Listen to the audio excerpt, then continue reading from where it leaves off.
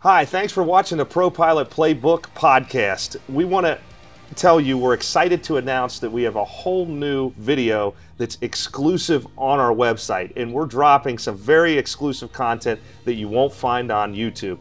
You can get it for free. All you have to do is sign up at propilotplaybook.com with your email address.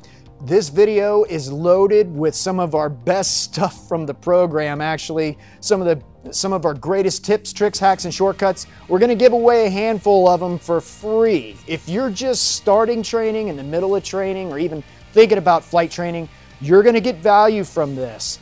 A lot of value, thousands of dollars.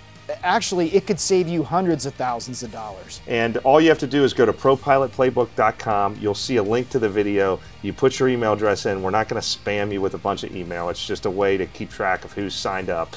And you can watch this video, and I think it'll be really helpful for you. But please enjoy the podcast, and when you get a chance later, check out propilotplaybook.com.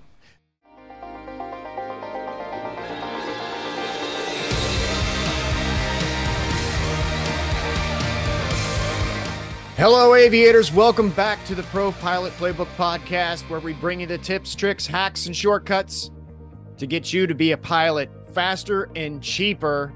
Today, we have another interview episode. This one is, this, I don't know. I don't want to say that. It could be our best interview yet.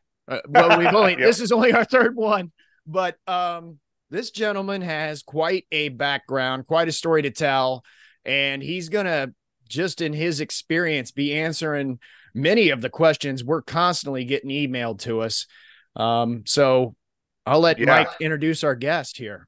Yeah, so Chris reached out to us, and we think this may be a big shift for the podcast in that, we're doing these interviews and people are loving them. Some of the most views we've ever had in videos have been interviews. And Chris will be the first one that is not somebody that Sean and I sought out to find to put on the show. He actually came to us, which I think is amazing. And we've already been talking off camera for almost an hour about his background. It's a truly incredible story. And Chris really just came to us to be inspirational to the viewers.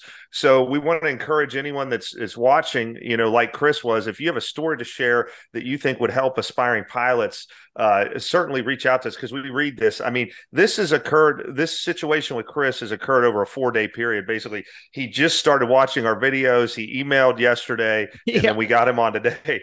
So we're excited to have Chris. Has a Coast Guard / sort of military background. He's in his mid-40s. He said we could change it, 42, I should say, mid-40s. And he's had one heck of a career.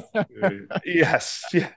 He's had one heck of a career, and he's about to start on a brand new one. So Chris, welcome to the podcast.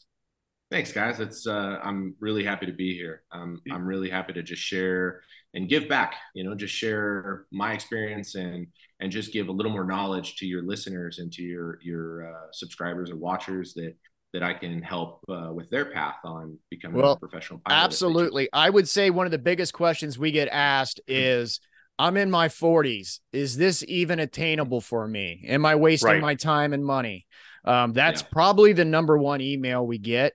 But so I guess we start at the beginning here. So Coast Guard retiree, which in military terms, that means you spent 20 years in the service. And so I guess, did you go in right after high school? Well, he grew up in San Diego, California, too. So don't forget that. That's pretty interesting. Oh, yeah. So surrounded by water all the time as a young guy. I was not in a hurry to leave the sunny Southern California lifestyle. That's for sure. So I joined the Coast Guard at 22. So I took those 4 years after high school and did a whole lot of nothing with them. And didn't have much to show for it. And I had a little tooth pain, and I went to the dentist, and the guy said, it's going to be $5,500 because I didn't have insurance because I was a deadbeat on the beach. And the guy goes, "It's going to be like $5,000 to get your teeth right." And I was like, "Oh my God, I got to do something." So I joined the military. Well, the Coast Guard. Wow. Nice. So did you have any interest in aviation growing up in San Diego and when you were a kid or anything like that, or was it mostly boats? So I played Pop Warner football, and my coach when I was in third grade, and I don't know what Pee Wee or whatever team that was, but the coach had a Cessna 170, and he took me for a ride in this airplane. I think he had the hots for my mom, so he offered for a plane ride, and Good for him. we went for a plane ride, and I was like, man, this is really really neat. And so then later, he had an old friend of his that had a 1942 Stearman. I don't know how I remember that year and everything about it, but that guy took me for a ride also. They flew loose formation over a parade one day when we were heading out to go get dinner somewhere. And I remember thinking, this is about the coolest thing I've ever done. But then Wow. I just I filed that away because I mean, I had no means to get a pilot's license. And by the way, I was third grade. I mean, I was very young. So yeah, it was that was my first introduction to general aviation other than like flying in jets, like airliners. Wow, wow. Yeah, so you were saying when you were a kid, you had great parents and your mom did everything for you, but you didn't have a lot of extra money, right? Yeah, right. We had everything we needed, and it was a lot of fun. But yeah, I didn't have a lot of means to, my mom is one that could get things done. So I mean, I think if I went to her and was like, hey, I want to do this, but I don't know, man, I would put her in a tough spot. Yeah, yeah. Well, yeah. So talk to us about the beginning of the military stuff. Yeah, so I joined the Coast Guard at 22, and my whole plan, truly my plan, was to join the Coast Guard to be a firefighter in San Diego. And San Diego Fire and Life Safety is a very coveted job. It's a very challenging department to get a job in, and I knew that as a graduate of high school with no college, didn't know any firefighters. I didn't have a network of firefighters that I could lean on, or guidance.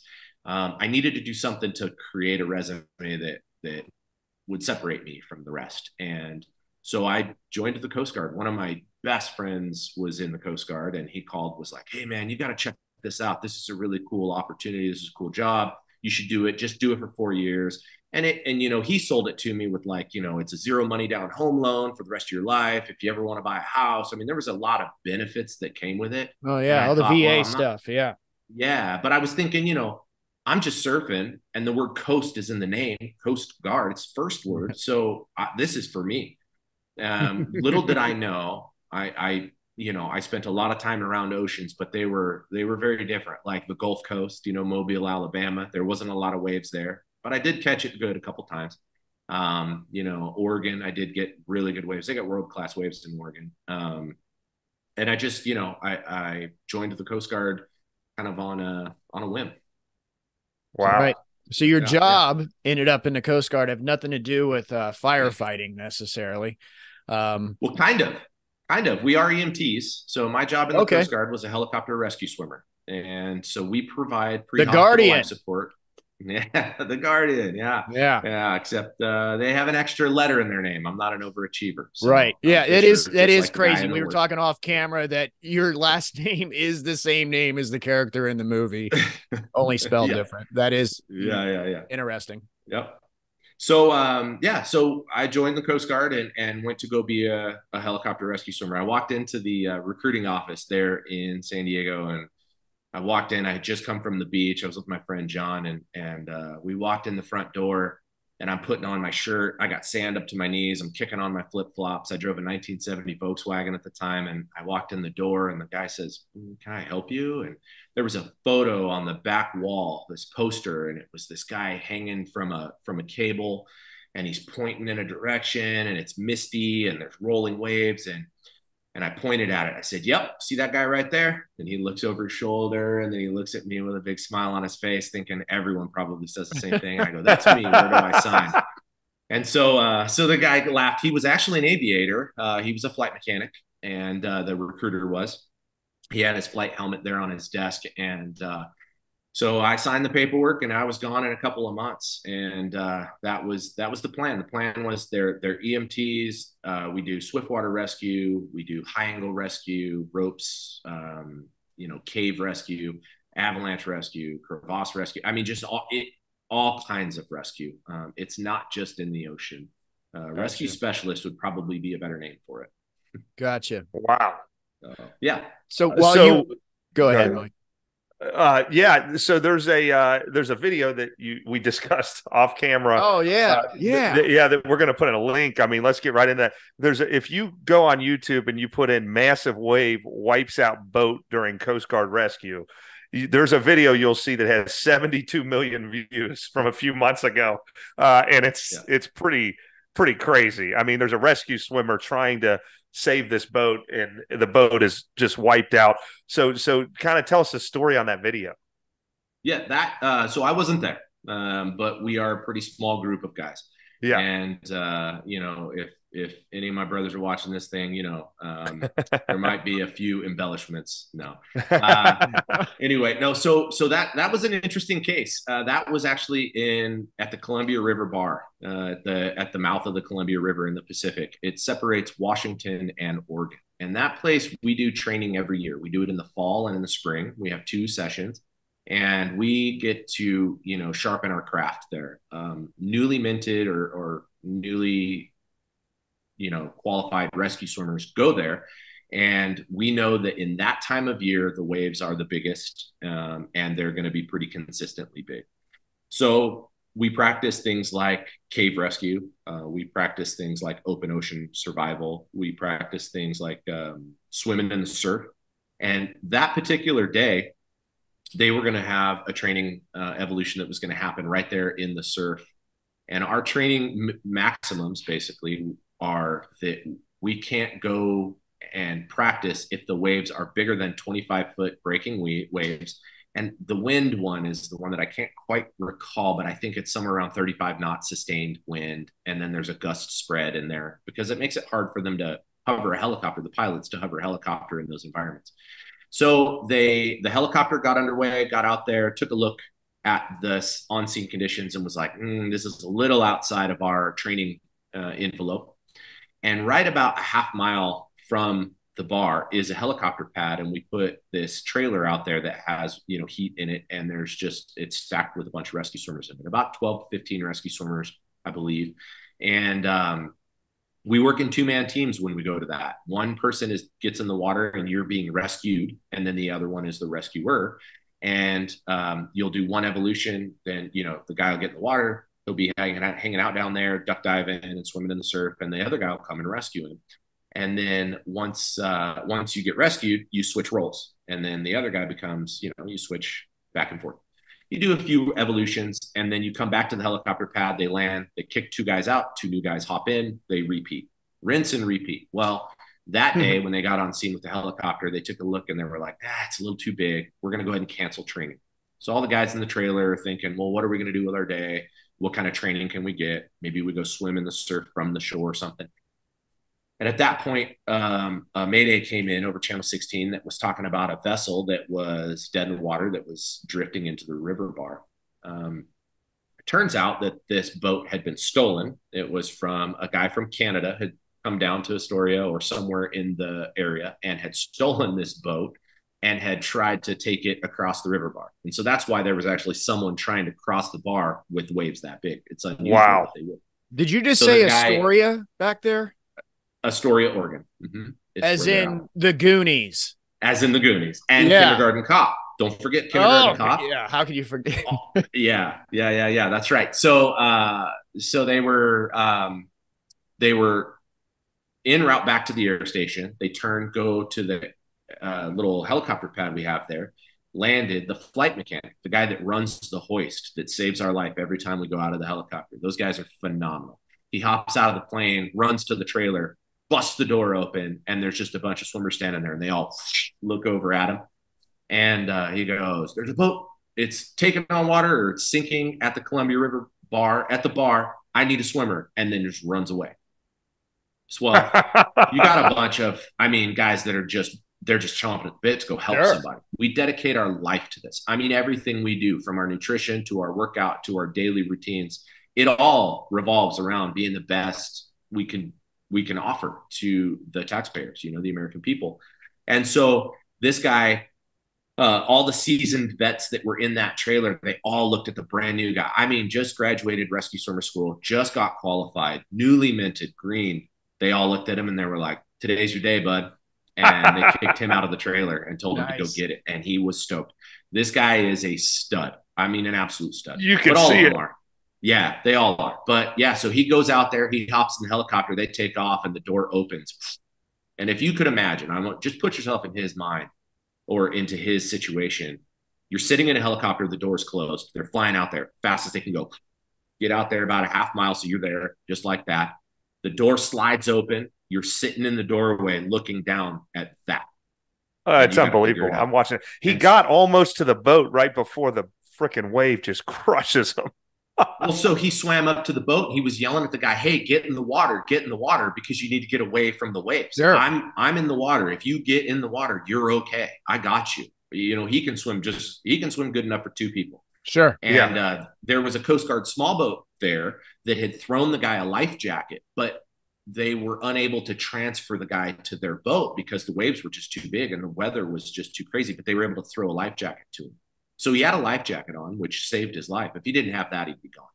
But yeah, so the guy was able to get in there and execute a flawless rescue and saved a life, and that's pretty awesome. Unbelievable, man. Yeah, wow.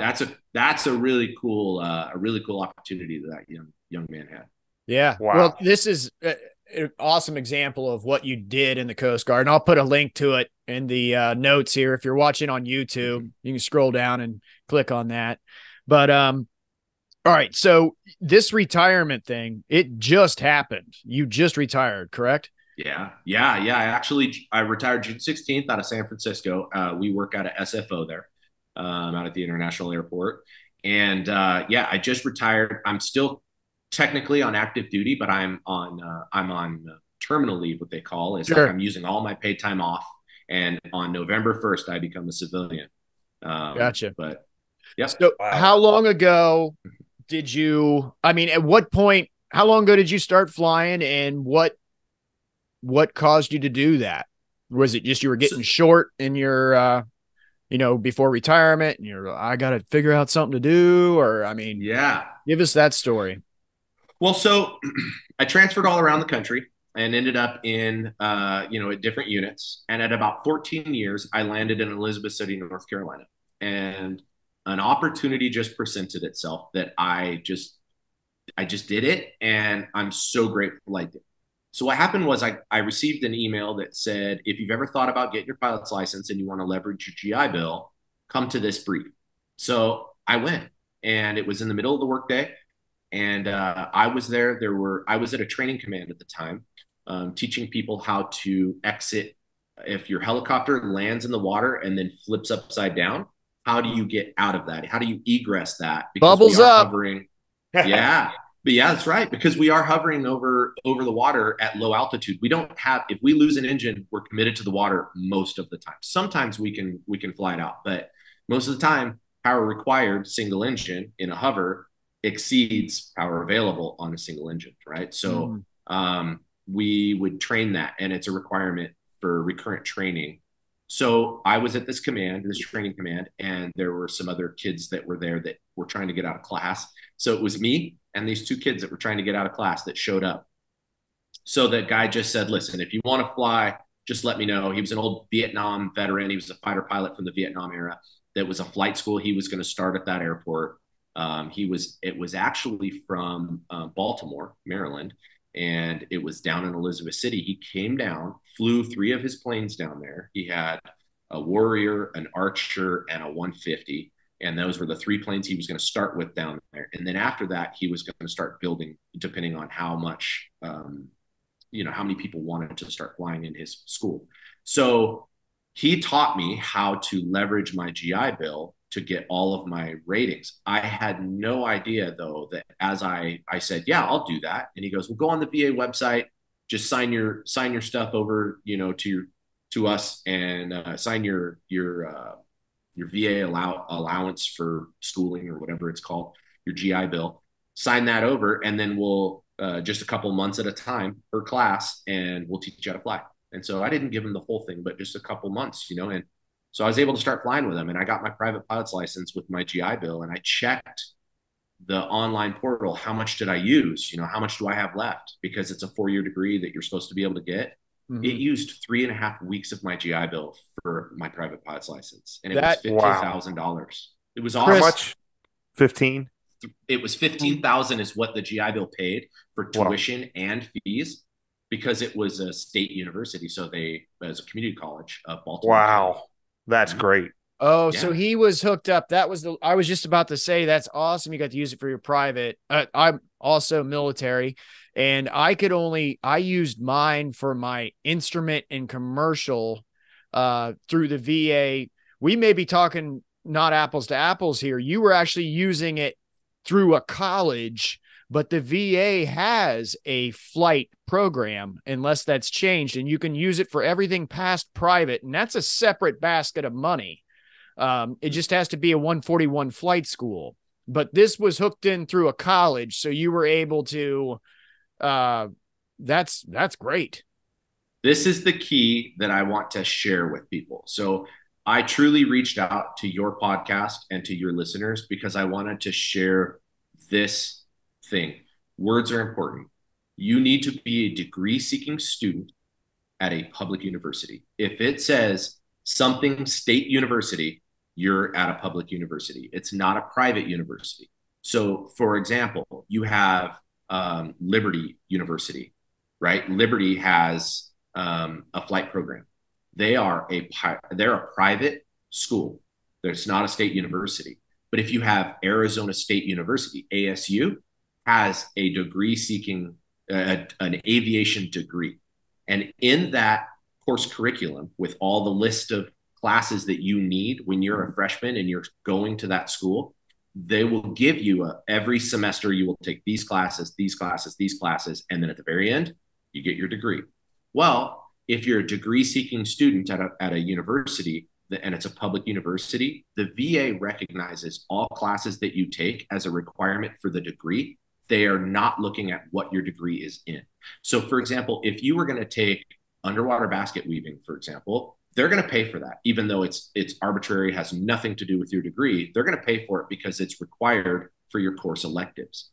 It's the same with aviation. The key to using your GI Bill is that you're at a public university and that you're a degree-seeking student. When you sign up for the school, you have to say, I'm a degree-seeking student, because there will be options where they're going to take your application and they're going to be like, well, you're only part-time. Yeah, I'm part-time. I'm a part-time student going for a degree. I'm a degree-seeking student. You can't be just a vocational. You can't be, I think they would recognize that as like a vocational training where you could just go and take a couple classes, like an adult education. You can go and take ceramics at the junior college or something like that. Right. Well, that's great information. I didn't even know that this was a thing. I mean, do you know, Chris, do they still have that, the aviation portion of the GI Bill? Do those benefits still exist? Yes. So you can do a couple of things with your schooling benefit. One, you can either get a degree, right, which is it's just kind of a blanket degree, poli-sci degree, something like that, or business or whatever. Yeah, business, something, right? You're looking for a certificate of some sort, or you can go to vocational, right? And in a vocational training, you can get welding, you can get HVAC, as long as it's an accredited training center that they recognize with an accreditation, you can go there and the VA will pay for it. When you do it that way, they convert dollars to time, and it's never in your favor. I went to a 141 school just to ask them about my commercial training, because I lived in Chesapeake, Virginia. And in Elizabeth City, North Carolina, there was a aviation school that I was going to, which was Elizabeth City State University. They have a phenomenal aviation program. They have G1000, 172s. They have, I mean, it's an amazing flight school. It's a public university. It's reimbursed, by the state. So they really are a great program. And that's where I went. The guy that runs that program, Orestes Gooden, was great to me. Their chief pilot's amazing. Like, I have nothing but great things to say about them.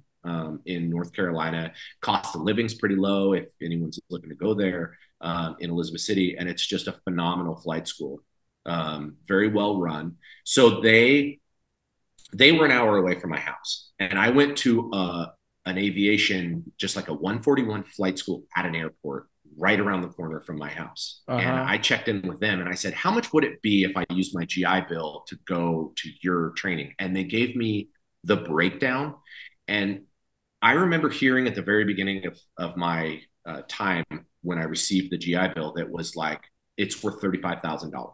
And I remember kept like, oh, you get a $35,000, thing for the GI Bill.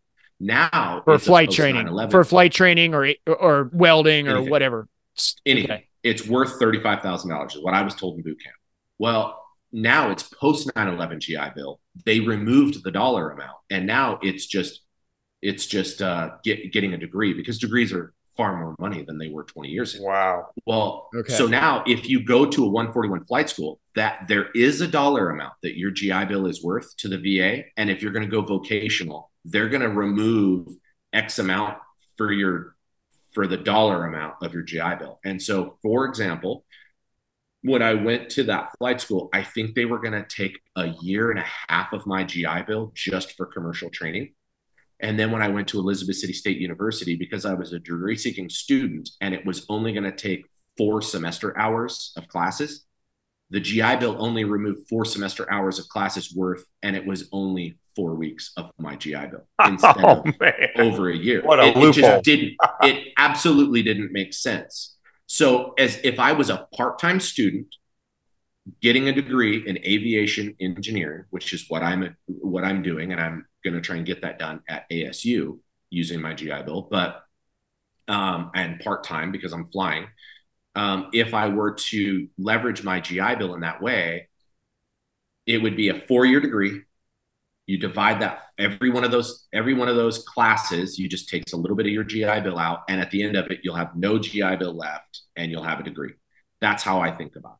And so that's the key to leveraging a GI Bill and to using a benefit that the military or the VA will give you. Yeah, I think when I went in the Air Force, it was like $16,000 or something. By the time I got out, they had raised it to $19,000 or something. But times have changed a little bit here. Yeah. So what would you estimate that you spent on the training that they covered, dollar amount wise? Nice. No. I understand. And that's phenomenal. What do you think you got in true dollar value? I added it up through commercial. I was at $68,000. Wow. Through commercial, but I paid nothing. I Right. paid zero. So to put it into perspective, one of my mentors, and he's just one of the most lovely men I've ever met. His name is Gary Ambrose, and he owns a flight school there in Currituck Airport. And he does it for the love of flying. He does not do it to turn a profit, but he funds his aviation love and journey. And so he has several airplanes. He owns a bunch of things, Mooney, a Cardinal, a couple of 170s, a 140, a 172s. He doesn't have any tail records, but he charges $100 wet currently, right now. He charges $100 wet to rent his Cardinal. Well, that's pretty good. Think about that's really good. Yeah, for a Cardinal too. Yeah. And flight instruction is $30 from one of his instructors, and it's $50 from him because he's just got this wealth of knowledge. Sure. And so $150 an hour for a Cardinal, which those that don't know is a pretty large airplane. The Cessna 177. Yep. Yeah, a really souped up 172. Yeah, with no wing struts.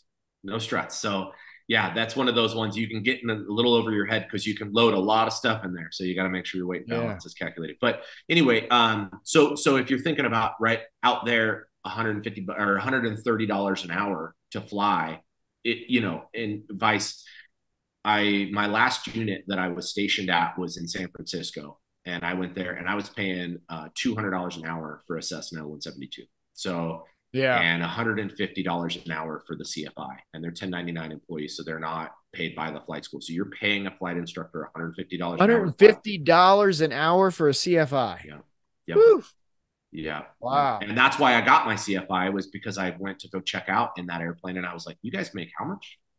And they're like, yeah, this is what we make. And I was like, how do I get my CFI? Yeah. Like, I'll invest in myself if I know that that's going to be what I get. And, but they were world class. They don't just hire anybody. If you're a new CFI, they're not going to hire you. Right. They are thousands of hours, jet flyers. Like they're incredible.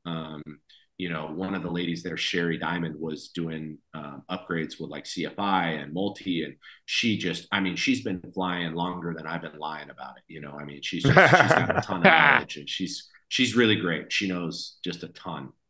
They're great. So how long ago did you start this training again? How long ago was this? This whole so thing? I got my the GI Bill and everything. Yeah, I got my private pilot's license in 2017, 2017. All right. Wow. So 4 or 5 years ago, five-ish, something like that. Yeah, I'd have to look at my logbook. So where are you at right now? What is your current status? You say you're a CFI, and where are you instructing at? So I just retired, and I just got here to Phoenix, Arizona. And so when I'm done sharing my knowledge of aviation with you guys, I'm going to be heading out to a couple of airports and talking to some chief pilots and seeing if I can meet some people and see if I can find a classroom or find a cockpit to teach in. Okay, so you're sure newly minted CFI, basically. I've been a CFI for almost a year. Oh, okay. And I was teaching in San Francisco, but I just moved to Phoenix, and I don't have a job here yet, as I'm still gotcha. I see. I'm not. Yeah. So how many hours are you sitting at right now, Chris? I'm right at about 340 hours. So pretty low time. Pretty low time pilot. Well, Phoenix is a great area That's what I was going to say, to be an instructor. I mean, people travel there just like they travel to Florida for flight training. The only thing you're going to have to deal with is that heat. But is it hot there today, Chris? Today's August 4th. Is it hot in Phoenix today? It's not cold. I'll tell you that right now. Well, you live life a little different here. I found, moving all around the country, I don't fight it. I just do what the locals do. And you get up early here. You get up early and you take a siesta.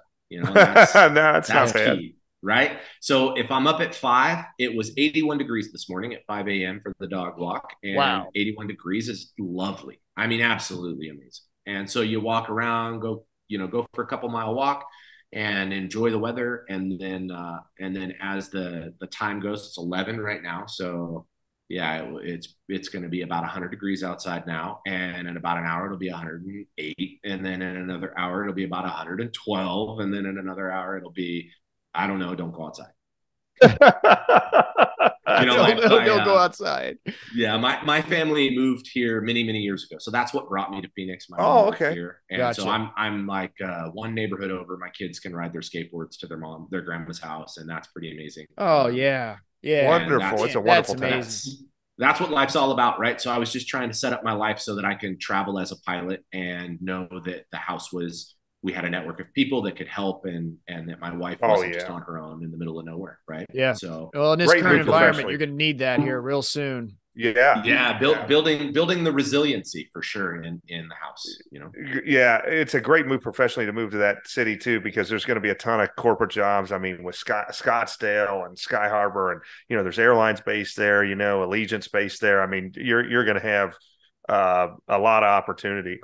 So the big takeaway here, I mean, it's groundbreaking really, is if we have a lot of our viewers are just starting their journey into aviation, or they want to transition to a career.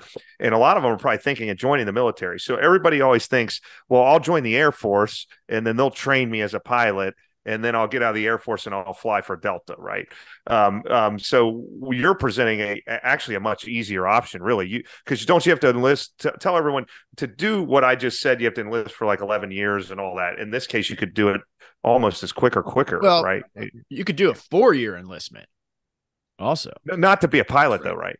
Oh, that's what I'm saying. No. That's for them to train you. That's a 20-year thing. That's 20 years. Right. Yeah. So the Army right now, if you are a high school graduate, you have a high school diploma, they will take you to fly helicopters right now. Oh, And you can go right to flight school. I had no idea that was a thing. I did not know, but I do Warrant know officer now. program. It's very, very Correct. competitive, though. The recruiters make it sound like every other person walking through the door is a helicopter pilot in the recruiter office, but it's very competitive. and you don't need a 4-year degree. No, you don't need a 4-year degree. And I'm speaking on something that I'm not well versed in. Sure, So yeah. I will just give that caveat right away that like where I got that information was in San Francisco. One of our pilots was a DCA, which is a direct commission aviator. He was in the Army. He did a bunch of years in the Army, and he did a direct transfer right over to a Coast Guard helicopter, like just Wow. straight across. And the Coast Guard is pretty small. So as many people as we can grab, I say they, because I'm not we anymore. I'm retired. I got to get that through my mind. But as many people as they can grab and not pay to train, they're going to do it. And so this guy was telling me that you can just high school degree or high school diploma, you qualify. I don't know how competitive it is, but I'm sure it's probably pretty competitive. Yeah, I had a buddy I went to high school with. He went to West Point, officer in the Army. He actually retired from the Army just 2 or 3 years ago or whatever. And I had this exact conversation with him because when I was in high school trying to figure out what I wanted to do, my parents didn't have money to send me to college. I went in the Air Force to get money for college originally, knowing that I wanted to be a pilot someday. But I asked him about that, and he said, yeah, sure, you can be a warrant officer right out of high school and end up helicopter pilot, but those guys are few and far between. It is possible, but most of the guys you see flying those Army helicopters are officers, which means you have a 4-year degree or you went to an academy like West Point. Yeah, but it is possible, but it's not the standard. That's not like, no. Yeah. So the thing I learned in the Coast Guard was that wherever you go, you sign a contract to let you do a job. And in the Coast Guard, they don't guarantee flight school ever. You can go become an officer, and then you can try and go to be a pilot. But if you get that slot, which is very challenging, if you get that slot to be a pilot, and they don't care if you have a private pilot's license, commercial pilot's license, none of that matters. They might consider it, but it's not very relevant to them because they're going to train you. What really matters? Is it a test you take or what?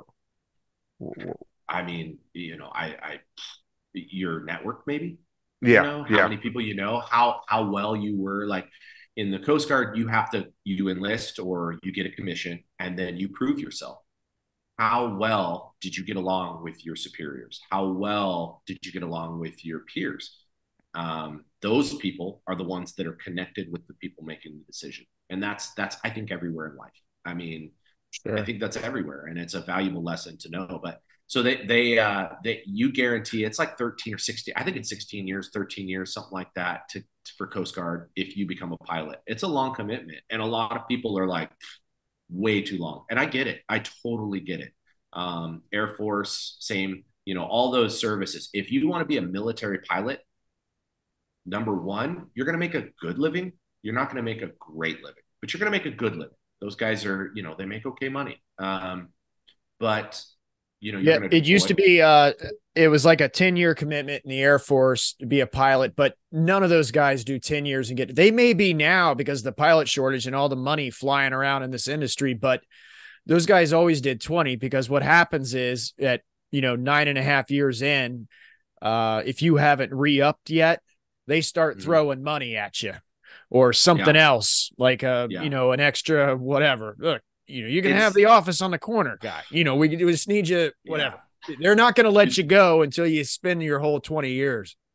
That's right. And the thing that they try and do to coerce you to stay in the Coast Guard is they're giving it's like $800 a month flight pay. And it goes up from $200. And I remember when I was young, I was like, those guys get $800 to fly. I'm only getting 120 and I'm jumping out of this helicopter. That's extra pay, right? It's 120. And then I get rescue swimmer pay, another 300. And then I get, you get all these extra little pays to try and make it make sense. And I'm like, these guys get $800 and they don't even have to fly. It's just career incentive pay. But now, as a, kind of an adult-ish, you look at how much money $800 is, and then how much money a professional pilot makes, and you're like, that's not enough. I mean, that's barely a Right. car payment anymore. Yeah. Right. I mean, it's a little behind the times, and that's okay. That's a challenge that they have. Totally a different rabbit hole that it doesn't really concern me. But the thing to consider is that if you join a service, for example, the Coast Guard, we don't go to wartime. We don't go anywhere else. We're very much law enforcement driven on the boats. If you get stationed on a ship, it's law enforcement. It's doing boardings, drugs, migrants, that kind of stuff. But then all the support people on that ship. So you don't necessarily have to even tote a gun. There's a lot of people in the Coast Guard that never wield a gun in their career. It's not a common thing for people to do. And then you have search and rescue. You have small boats that do search and rescue. They go out and help people. You have, they'll tow boats back in, stuff like that, right? Like they just do, like, what's that one? The science, like the marine safety, where they do, like, if there's an oil spill or if you're filling gas and they spill in the harbor, they do those kind of missions. Environmental type stuff. Jobs. Yeah. And you're home all the time when you do those kind of things. So, those are all options. And then it's only a 4-year commitment. So if you get a 4-year commitment, you could even start flying while you're in the Coast Guard. And that's awesome. That's a good point.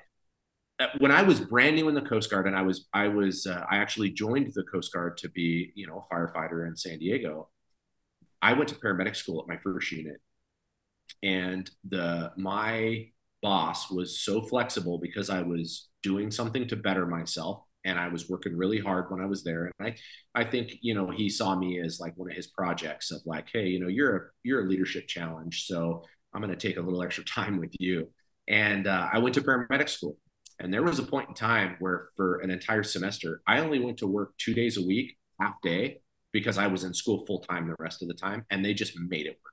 It's a great community and it's a great team in the Coast Guard. Now, obviously, that's exceptional and that's not guaranteed. And I wouldn't say, well, but Chris said this, that's how it works in the Coast Guard. But I had nothing but lovely experiences. And so if you're in flight school, they can be pretty creative with their time. And the direction from all the way at the top, the commandant of the Coast Guard says, if people are trying to better themselves, work with them, do what you can, we value our people. That's what our service is. And so if you were going to flight school, maybe instead of coming in at 7:00, you come in at 10:00 and stay an extra 3 hours.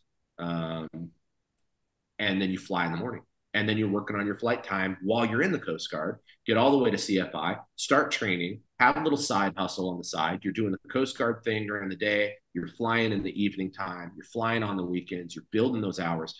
Now, listen, if you want to go to ATP, get it all done in 18 months and have the debt and pay the debt off, it'll probably be very, very similar in a situation as you would be joining the Coast Guard. But I have no debt. I have zero debt. I mean, the only, that's it. There was no debt associated. I paid $0 to go all the way through commercial pilot, single engine land, airplane single engine land, not rotary, but I paid nothing.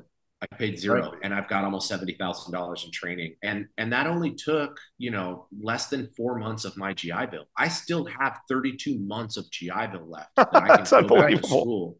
But it's important for people to know they don't have to do 20 years to pull this off. This is a viable route that somebody could take.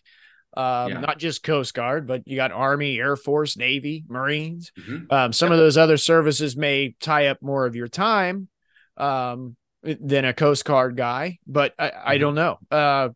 You could be a cook in the Army and have all kinds of time. But there is one thing about the GI Bill I'm trying to work in here. I forgot to ask you because this affected me. By the time I got out of the military, I had my commercial. It was commercial instrument. I came home from the military and I went and got my CFI.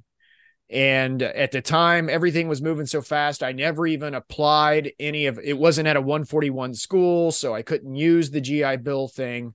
But later I tried to add on something. I was trying to go get a type rating or something like that.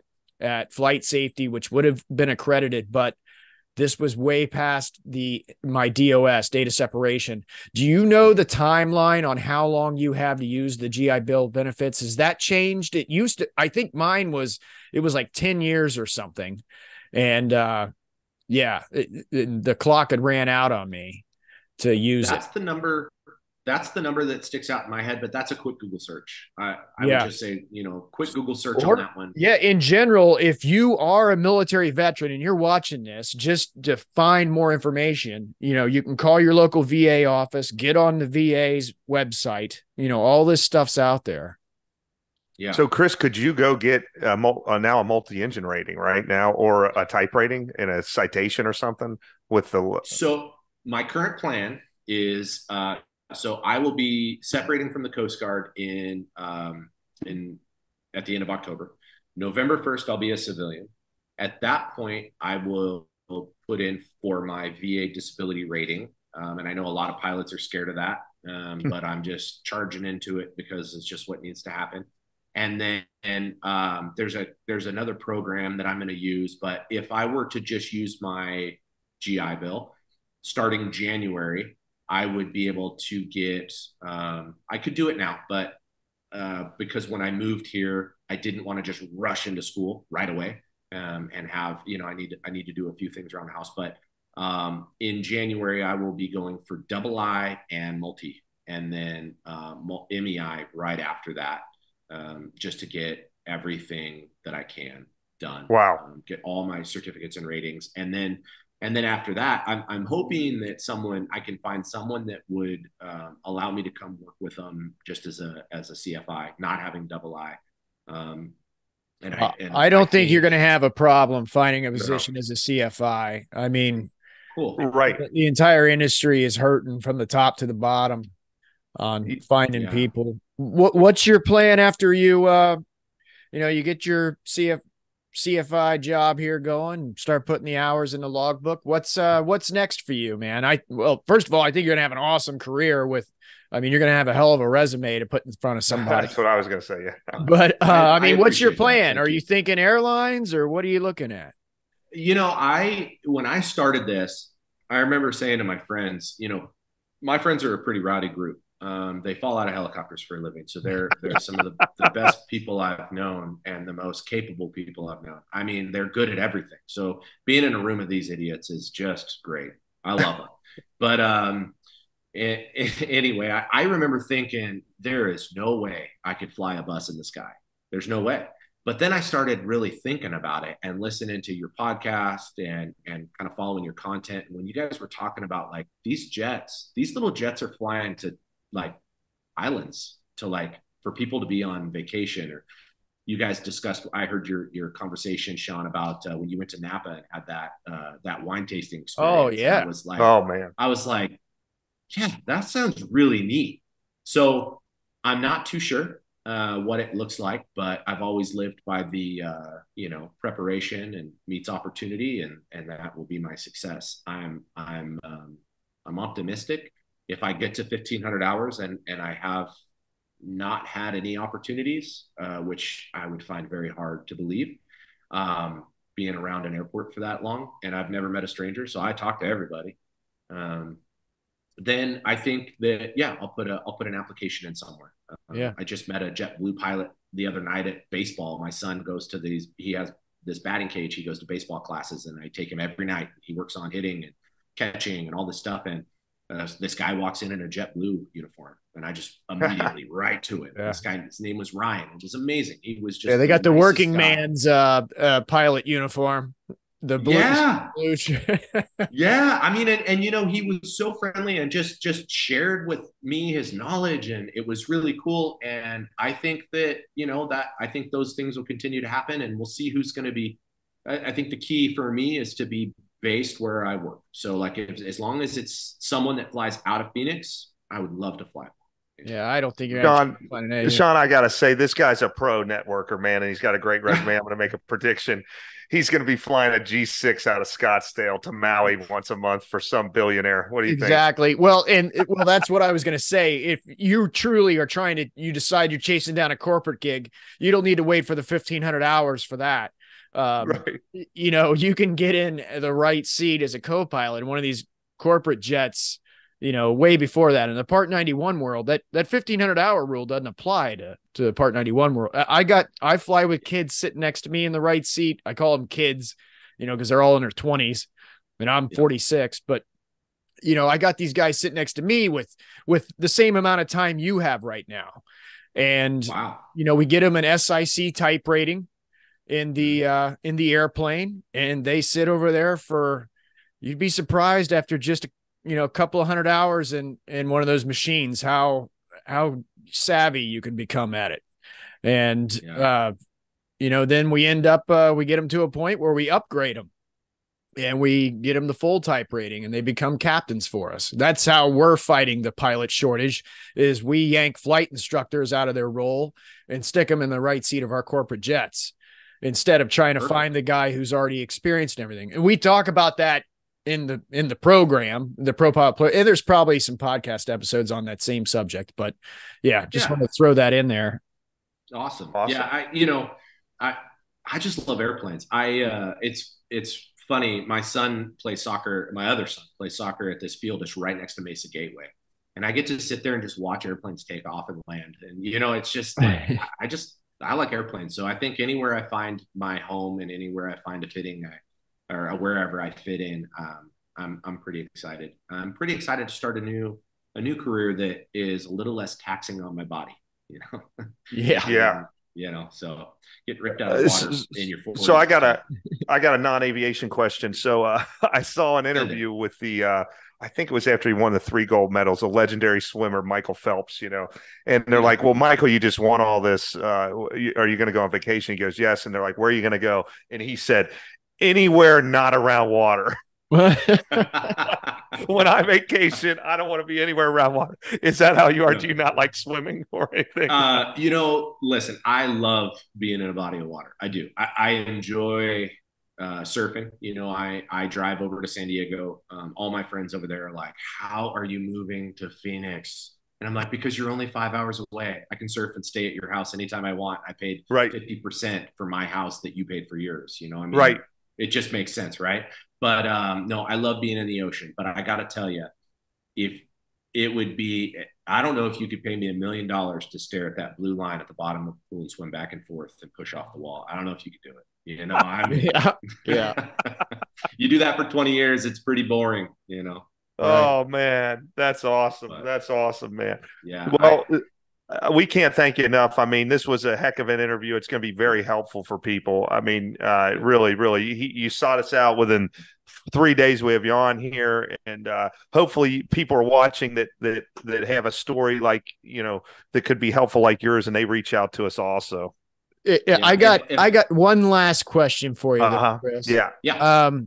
You've had a hell of a journey here. You've dropped some great nuggets of information on this GI Bill stuff. Right. The degree-seeking student at a public school, that is valuable stuff. I didn't know that existed. I thought it was only the flight training benefit. But I guess I've been asking this to each guest that's been on. Do you have, as looking back over everything you've done, you're 42 years old, you're getting in this thing. It's clear now, you can see without any question that this was the right move. Like I was mentioning in the beginning of the podcast, that's our number one question. I'm in my 40s. Is this even possible? I mean, do you have any advice for that guy or girl out there that's, sitting around in those shoes thinking that they can't do this, or, what do you have any advice for anybody that's just getting started here? I would think about that for a second. My advice is that I always live a pretty adventurous lifestyle. I'm always in for an adventure, and I have always just lived that way. And it works for me, but it might not work for other people. Some people are very analytical. They need to see it. It needs to be in a spreadsheet. It needs to make sense to them. But I will say that you just make the best decision you can with the information you have right now. And at the end of it, you'll have no regrets, because you can always tell yourself, listen, I made the best decision I could with all the information I had. And it didn't turn out the way I wanted it to, but I did my best. And that was, I was following whatever it is that you follow. I follow my heart a lot, but if you follow, analytics, or if you follow data, you followed the data, you did what you did, but you made the best decision you could with all the information you had. And if you hold on to that, you'll never have regrets, because you'll know that you always did your best. So that's what I do. And that's solid goal right there. Yeah. Yeah. That's good. So that's it. If I could ever be of any help to anybody, I'm always available. My time is I'll share anything I can with you. If you ever need anything, I'm in Phoenix. My email is flyingfishcfi@gmail.com. And you can always hit me up and just ask me, hey, if you just have a question, or if you're just starting in on this and you want to figure out how to even contact a Coast Guard recruiter, or if I still have friends that are doing that. So if you need anything, I'm always available. And that's my work email that I give to people as a CFI. And if there's anything I can ever do for any of your listeners, or either one of you two, I'm always available. That's awesome. Thank you. Yeah, I have a feeling some students. Yeah, some students out of that little plug there. I don't have an airplane. I'm working on it. Well, I have a feeling we're going to have you on here in a year, or maybe sooner than we think, and you're going to have we'll do a follow-up interview, and after you're flying that Falcon or Gulfstream here. Yeah. Cool. I like it. Well, maybe you two are my network now. I don't know. I don't know anyone here in Phoenix, but anything I can do to help anybody out, I'm always available. Yeah. Awesome. Thank you again so much for coming on. Very educational. Yeah, thanks for having me on, and I hope it helped. Great. Yeah, right on.